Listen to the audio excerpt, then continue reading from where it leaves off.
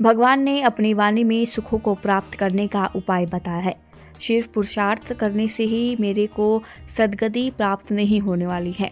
क्या एक मजदूर 10 घंटे का कठिन परिश्रम करता है, लेकिन अब पुरुषार्थ से वह सद्गति में नहीं जा सकता? हम एक दूसरे से अपेक्षा रखकर पुरुषार्थ करते हैं, जब सब मिथ्या पराक्रम है, इसीलिए यह कल्याण का मार्ग नहीं है। ज्ञानी जन ने कहा है, अनादिकाल से हमारी आत्मा भटक रही है, मनुष्य योनि पाना ही बहुत मुश्किल है, तो क्यों ना इस मनुष्य योनि को सद्गति का लाभ ले। जब मनुष्य सुखों का भोग करते करते दुखों की तरफ बढ़ता है तो वह धर्म की तरफ बढ़ता है। आज 2 साल के बच्चे को माँ दूध पिलाने के लिए मोबाइल चालू करके देती है और उसको देखने के बाद ही वह बच्चा दूध पीता है। आज का युग मोबाइल का युग है, इसीलिए परिवार की आपस की चर्चा कैसे होगी? बताओ, वह धर्म कैसे करेगा? इसीलिए जब तक हम धर्म के शरण में चले जाएंगे तो हमारा जीवन सुखमय होता चला जाएगा।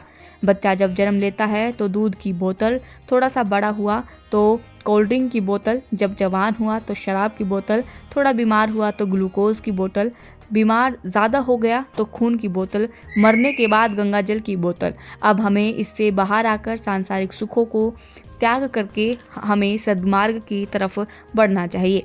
सुखों तक जाना है तो सबसे पहले विनम्रता आनी चाहिए। विनम्रता आएगी तो ज्ञान होगा, और ज्ञान होगा तो हमारा जीवन सद्मार्ग की तरफ चलेगा। अज्ञान अपने आप ही दुखों का होता है और दूसरों को दुखी भी करता है। एक बार एक दामाद मुंबई अपने ससुराल में गया और काफ़ी समय तक रुका वहीं।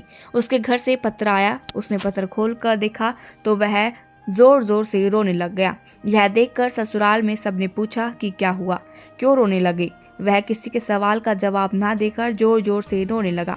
ससुराल में हड़कंप मच गया। थोड़ी देर बाद दामाद ने बताया, मैं तो अपने बाप को रो रहा था, क्योंकि उसने मुझे पढ़ना नहीं सिखाया और ना ही मैं पढ़ सकता। यह अज्ञान है, जिससे मैं खुद भी दुखी हो रहा हूँ और दूसरों को भी दुखी कर रहा हूँ। इसलिए भगवान में ही श्रद्धा ही कल्याण करने का मार्ग है। जब धर्म में श्रद्धा होती है तो उसको सारा संसार कचरा लगता है। इसीलिए कहा है, श्रद्धा में ही भगवान है।